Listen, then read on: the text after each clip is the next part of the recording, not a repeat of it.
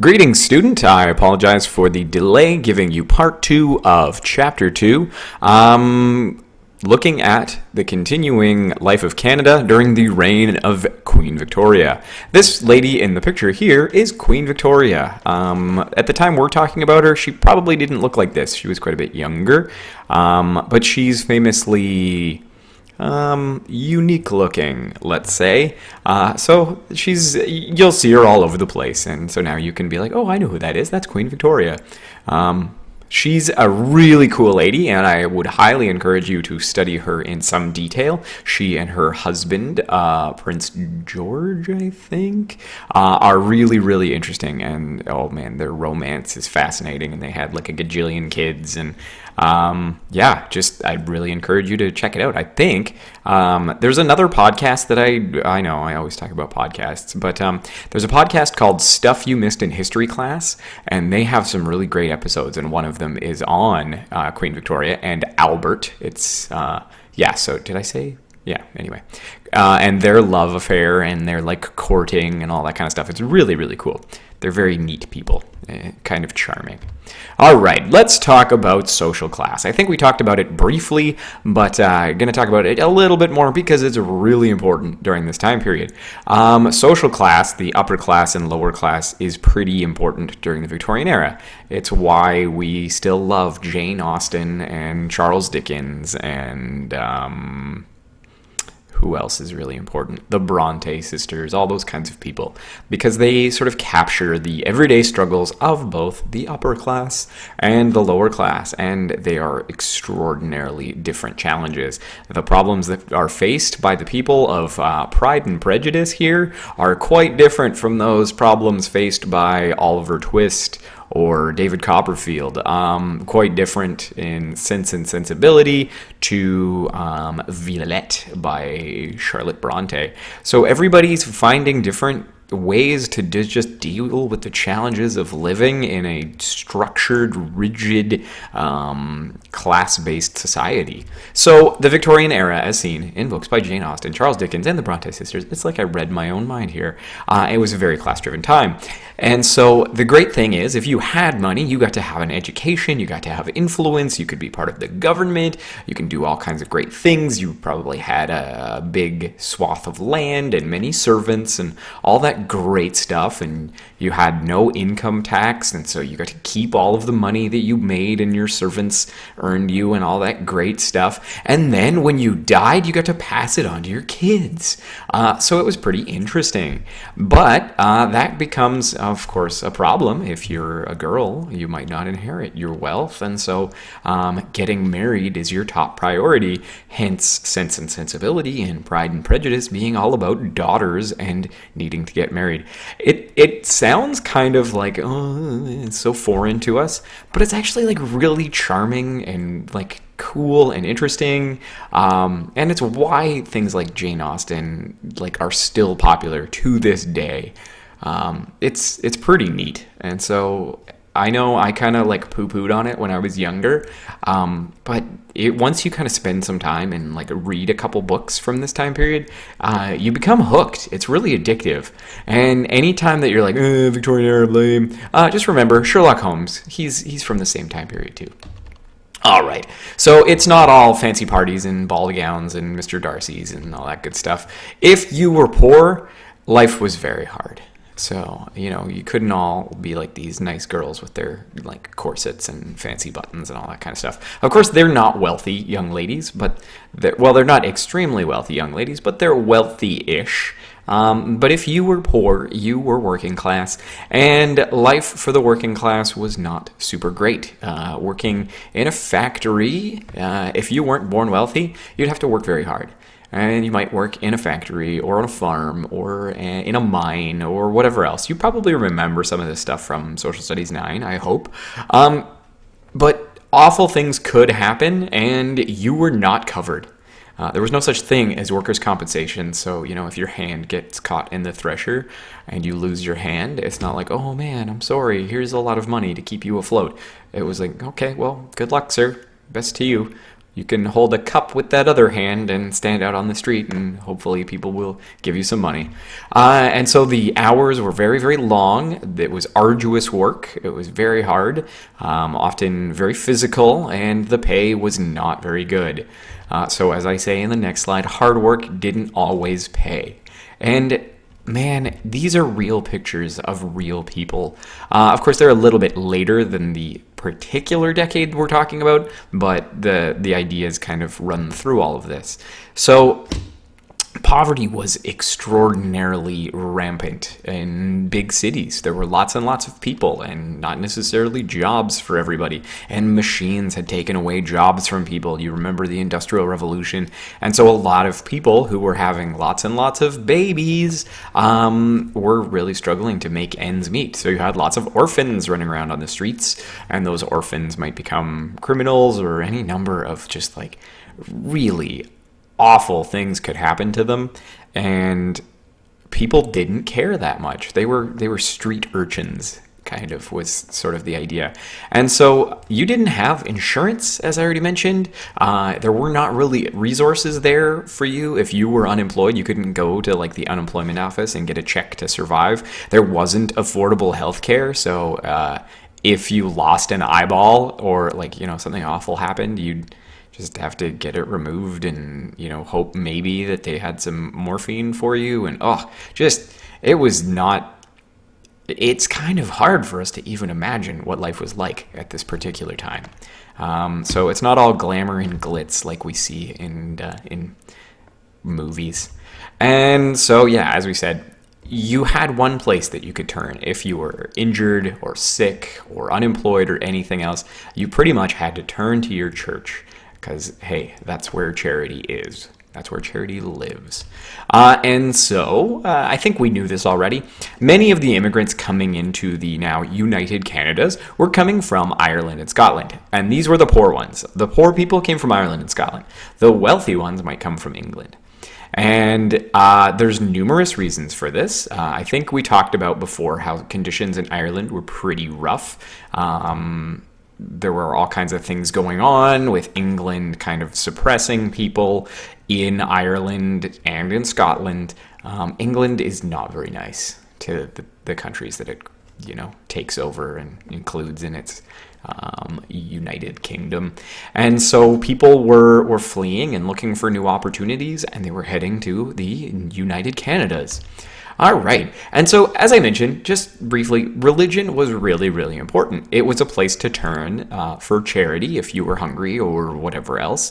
But it was also really important just for everyday life. Everybody, well, not everybody, but the vast majority of people were united by not just the country they were from, but also the religion that they practiced.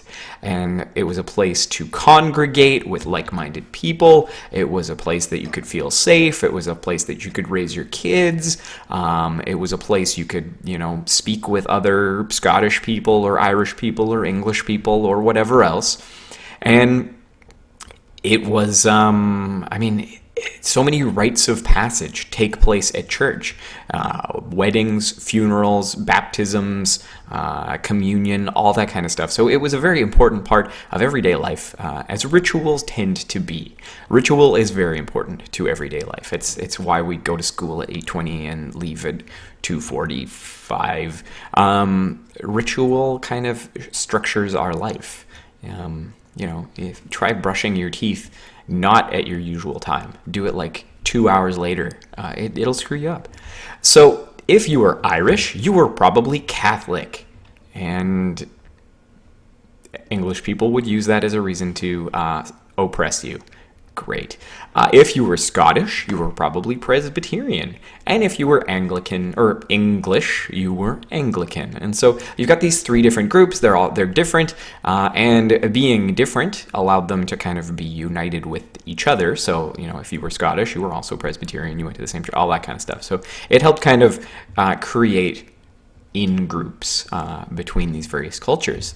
And so churches were a place to gather, to turn for support, and for guidance, of course. If you have a problem, you're like, oh my gosh, what should I do? The priest could say, well, you should pray, you should be nice, you should maybe fast, stop eating meat on Fridays, those kinds of things. And it was also a place to turn for law and order. It helped kind of structure society, and you knew right from wrong and all of that kind of stuff. Now, what were the opportunities available for immigrants? Opportunities were not necessarily great, but they were probably better than they were back home in Ireland or Scotland or even England in some cases. So not great, but better. So what you could maybe possibly do if you were lucky is buy some very low-cost land. If it was low cost, there was probably a reason. So it was not very good quality. It might be very hard to eke out an existence on that poor quality land, and it would be very, very hard work. Alternatively, you might be able to rent land on somebody else's farm and work for them for a period of time, and maybe eventually make enough money that you could get your own portion of land and all of that kind of stuff. Or you might take a manual labor job and work in a city. So some manual labor jobs, I'm just trying to think. You might work smithing or, bricklaying or those kinds of things. There is a TV show all about Victorian farming. And I don't know if Ms. Philpotts had. Do you guys watch any of it? I know she does occasionally, and it's actually like maybe in grade 9 you weren't super jacked about it, but it's super interesting because they're trying to live a life like the people of the Victorian era, and so they're using the same tools and techniques and practices and all of that kind of stuff, and you realize just how hard it was. Again, maybe we should stop glamorizing the Victorian era as this like wonderful time of balls and dances and Mr. Darcy's and all that kind of stuff. But it's super, super interesting. Now we need to talk about a very, very important issue, and we will spend a bunch more time talking about this, but we need to start talking about the conditions of First Nations people at this time. So as people are moving westward, as Canada is expanding, these European settlers are pushing Aboriginal people out. As they, as this picture demonstrates, as they build houses and chop down trees and pollute rivers and streams and do all kinds of stuff, conditions are becoming difficult for First Nations people. And so they're getting pushed away. And where they're being pushed to are Aboriginal reserve lands that were kind of laid out by the government. These lands were generally on the edges of the settled area. So it's like, okay, we'll be over here, you're over there. And so people would ignore them for a long period of time until either they needed workers, and so they might go, hey, you want to come work for me, lay some bricks, help me chop down all these trees, all that kind of stuff. Or they'll go and visit when they need land, and they would try to negotiate and buy Aboriginal land off of those people. First Nations communities were then kind of stuck in a difficult position where they really had to change their ways of life in response to the settlement. Whether they wanted to sell their land or not, they were being affected by the things that were happening around them. As you chop down all the trees, you affect the land. As you dump stuff into the rivers, you affect the land, and you affect the people trying to live on that land in important ways. And so Aboriginal people's ways of life were threatened where they were living. And so they, in some cases, had to move away in order to kind of pursue their practical ways of life. So one group who we probably have talked about in the past, or you might have learned about in grade 9, the Algonquin or Algonquian, they had relied on fishing and hunting for a really long time, but as those rivers and lakes were affected by pioneers and settlers, they had to transition to agriculture. And so they might focus on growing fruit and vegetables and all that kind of stuff in order to make an income and survive. And it was somewhat of a difficult transition, kind of like managing these small fruit orchards and all that kind of stuff on on reserve land. Another group is the Ojibwe or Ojibwa. They didn't practice agriculture in the years prior to the pioneers coming in and settling in here. So for a long time, they hadn't been practicing agriculture. They had been relying on fishing and hunting and trapping and all that kind of stuff. And so they were being pressured to pursue an agricultural way of life and resisted, didn't want to, weren't interested. They just said, nope, nope, nope. And that made life very, very hard for them. Mohawks, who I really hope you remember, who had been practicing agriculture for many years, they were able to continue practicing their traditional way of life and actually were able to capitalize and do fairly well at this particular time. They had crops and they were able to sell those crops and generate a profit and kind of make a go of things. So, I just want to go back to this. I had a very hard time finding good pictures for this particular section. You'll notice on the slide before, because this is something that I try to be really, really sensitive to, because each First Nation or group of First Nation or band is facing a very unique and different struggle. They're all different. They have different ways of life. They have different practices, all that kind of stuff. So it's really important you not just pick like, here's a picture of an Aboriginal person or an Aboriginal group, because that may not necessarily be representative of the group you are talking about. And of course, then you also have to think about the time period and all of that kind of stuff. So when trying to find things for the Mohawks, of course, I found old, like, not old enough and somewhat stereotypical stuff, and same for Algonquin and all that kind of stuff. So I really, really want you guys to be aware and sensitive to the fact that all these Aboriginal groups living in different places, different times, different ways of life, different practices, different all that kind of stuff. And so you just have to be sensitive and try your best to represent the group that you are talking about as accurately as possible. So, don't just like pick up a totem pole and put it there, or like pick up a teepee and put it there and be like, there you go, Aboriginal people, because not all Aboriginal people had totem poles. I really hope I don't need to tell you that. And not all Aboriginal people had teepees. I really hope I didn't have to tell you that either. But I just want to, make sure that if you didn't know this, you are at least thinking about that now. Great. Cool. Now we need to talk about land claims. I hope that you have talked about land claims at some point in your social studies lives, but if not, here you go. This is a really big topic that's going to come up now for a long time. So during this particular time period, the 1840s to the 1860s, First Nations people were finding that land they had been promised was being used and exploited by white settlers without permission. So the government said, this is your land. And then suddenly, these people start showing up on this land who, don't have claim to the land, don't own the land, don't any of that kind of stuff. And they're exploiting the land because they're not respecting the rights of the Aboriginal people who live there and have claim. So one famous example at this particular time is a group of miners who came in onto the land and started, just mining. And so groups were like, hang on, this is not, you're trespassing, this isn't your land. And they went to the Canadian government to kind of stop this from happening and withhold or uphold their rights. Not withhold, uphold. And so as these groups started to petition the government, the government then had to like go back and look at all the paperwork and look at everything and determine what the boundaries they had been promised were, and examine all the written documents to determine who had rights and who had title to the land, because that's important. You got to have it on paper. And what they found was actually, oh, hang on, you're right. This is actually Aboriginal land. Get out of here, miners. This isn't yours. You can't do this. And that's a really important kind of precedent that is carried forward for, up until now.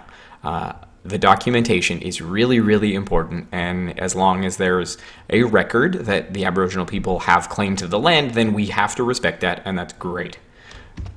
Now, that's going to get tricky when we look at treaties and how they got negotiated, which is going to come up in a little while later on. But if you just want to take a quick look at this map at the bottom here, this is a really important map for us here in Canada. This shows us some of the historical treaties that were negotiated in Canada. Look at that. We got this big green one, we got this yellow one, we got this red one, we got this purple one, and then this brown is not negotiated. Let that sink in for a second. There are not actually historical treaties for these portions of land. So who do they belong to? Oh, I think, according to the documents, they do not belong to Canada. Notice this section right here. Oh, British Columbia is a really, really important thing to think about when it comes to treaties. And we're going to get there, but I just want to plant that seed here. There are not a lot of treaties that were signed and negotiated for British Columbia. So technically, British Columbia does not have legitimate claim to that land, at least on paper. Now, we'll talk more about that in a little while, but I just want you to start thinking about that and keep that at the back of your head.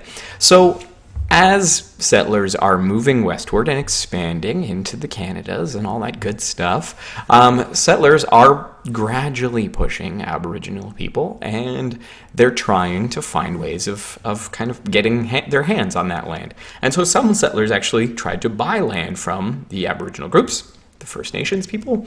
And so some of them were negotiating with bands, some were negotiating with people and trying to buy parts or even to rent land from communities. And the government even encouraged bands to rent the land. So we will rent it from you and then we will sell it to people. And so, we'll rent it for however many, like thousands, hundreds and hundreds of years, and we'll pay you this much for each year, and it might not be a lot. And then we can sell it to people. And that's going to come back to bite people in the butt later on, trust me. And so many of the people who owned this land, many of the Aboriginal communities were quite poor and were struggling to hold on to their land. They wanted the land, they wanted to keep the land, but in order to kind of just survive without resources and money and all that kind of stuff, they didn't feel that they had any other choice but to sell or rent that land. And this little comic strip, it's from a time period slightly later. This guy looks an awful lot like John A. Macdonald, and the idea is that civilization is coming, and John A. Macdonald is helping to allow civilization to come and push Aboriginal people further and further westward until maybe they fall off and go into the sea. This is a super troubling, actually, comic, because exactly something like this happened to Aboriginal people in Australia, and they were actually driven into the sea and killed. Gradually, much of the territory that was recognized in early treaties around Upper and Lower Canada, a lot of that land was gradually sold, lost, or rented away, and so Aboriginal people lost their traditional lands. And that's really important to Canadian history and has tragic consequences to this day. Another thing we need to talk about, and this is going to come really, really to a head soon. We're going to spend a bunch of time kind of looking at various issues related to Canadian history and Aboriginal people. But one of them is there is an increased pressure on Aboriginal people to sort of assimilate and become part of Canada. So you could stay on the reserve and conditions on the reserve were not good and you were pushed out, or you could come in and assimilate with Canada and gradually maybe even lose your Indian status and just assimilate with the rest of the culture. And so there was this pressure to assimilate, and for some people, they did assimilate and they lost their Aboriginal identity, and some just forgot they even had it. Well, they didn't forget, but they didn't tell their kids or their kids' kids, and so gradually their kids kind of lost their connection to their Aboriginal identity. And that's going to be a really important issue in a little while when we talk about the decades that lead up to residential schools. And I think we've talked about that just briefly. I promise we will come back to it. But many people chose not to assimilate and stayed connected to their original culture, and many elders helped to keep the traditions and oral histories alive of First Nations groups.